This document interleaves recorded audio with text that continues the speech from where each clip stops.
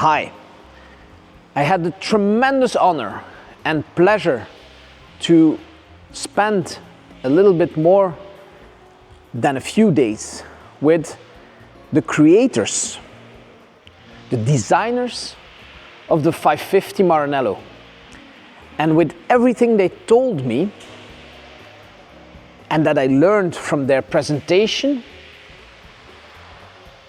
I wanted to make a video and share it with the world because it's an incredibly good story and it's not something you can read in books. So why am I standing next to the 456? Well, this is the beginning of the 550, 456, which was a complete new model after the 400 that culminated, that was finished with the 412. So Ferrari always had a difficult relationship with their 2+2 because basically they want to make race cars, but the customers want these race engines in big cars, so they want place, and so they need a car that has a rear bench. So in 1985, imagine 1985, this was 1 year after the launch of the Testarossa. Ferrari came to Pininfarina and told them, we need a new 2+2. And Pininfarina started working like they usually did, and they put all kinds of designs together, and they didn't have an aha moment. They didn't have fun in the project, and everything they came up with was not good.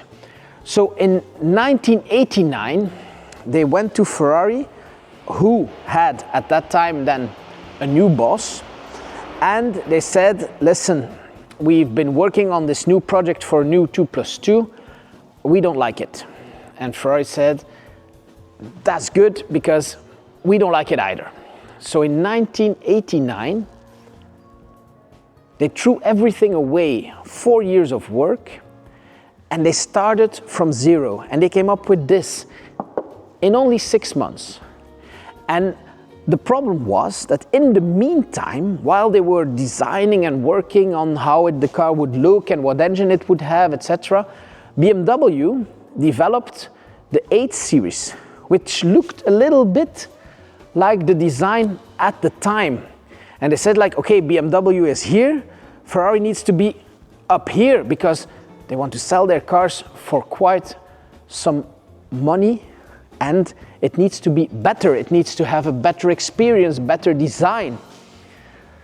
So I met with Maurizio Corbi and Lorenzo Ramacciotti, who were at the time working at Pininfarina, and they explained to me that this car, even though it's a GT and a car built to travel and to take your family with you, etc., it was designed as a sports car.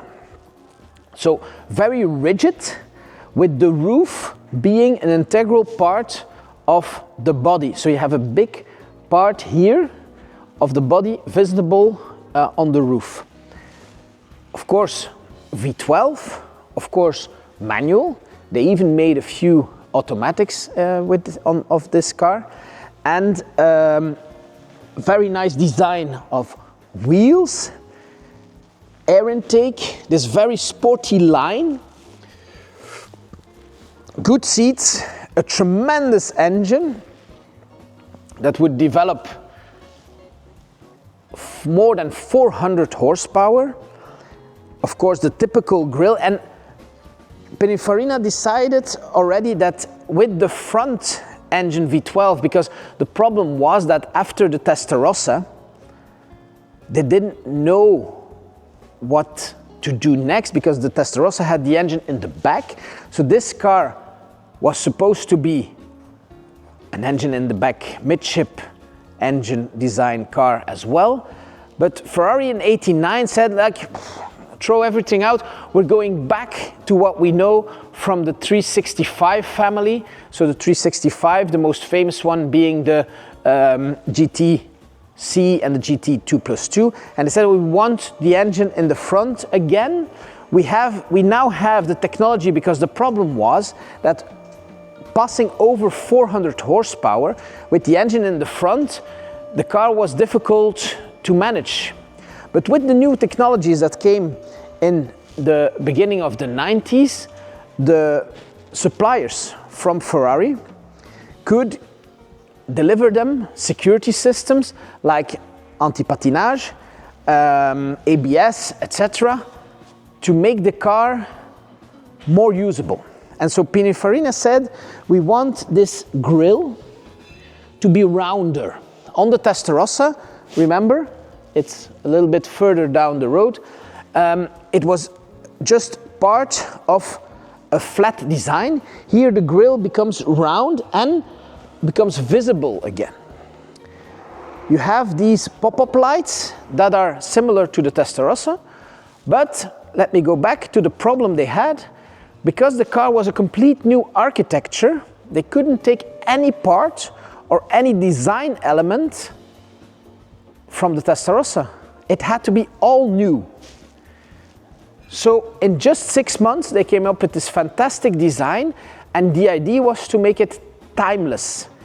Even today, 30 years later, this is still a beautiful car. And for someone who doesn't know anything about the history of cars or the history of design, if I tell them that this is a new car, they will believe me, because the lights, the design is round, light, and not shocking. And that was what Pininfarina was all about. In the beginning, the hood for this car was flat and round, like you see on the later 612, which comes after the 456. It's completely flat, because the idea was not to have it as sporty as the 456, which has these air intakes, which makes it a little bit different in design. So there you have it. You have a new 2+2 ready for production, and in the beginning of the 90s, they start making these cars. First ones are delivered in 94, a lot of them 95, 96. And then the bosses at Ferrari said, like, good stuff, we like it, but now we need a new two-seater. And the Testarossa, again, the car that came before this one, couldn't be used as a basis because they wanted a front engine car. So instead of using the predecessor, which was the 512M, they used the 2+2 car as a basis of the 550. And they made the passo, the wheelbases, shorter. Remember passo corto from the 60s cars? And they added design elements that would make the car even more sporty. Here you don't have two air intakes, one air intakes, you have two. You have a more designed mirror. You have an air intake in the back. And of course, 2 doors, 2 seats. An improved engine, still the famous V12. All of them are delivered with manual gearbox, no automatic gearboxes on the 550. And for the first time, the lights didn't pop up anymore, because that was bad for the wind, for the noise. It was more modern, and this aggressive air intake moved to the center of the hood. Big brakes, a lot of elements on the design, also a round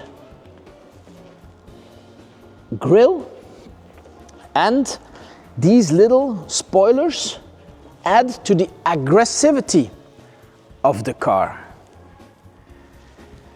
And the car was presented on the Nürburgring together with Eddie Irvine and Michael Schumacher, and they loved it because it was a good design and well-built car.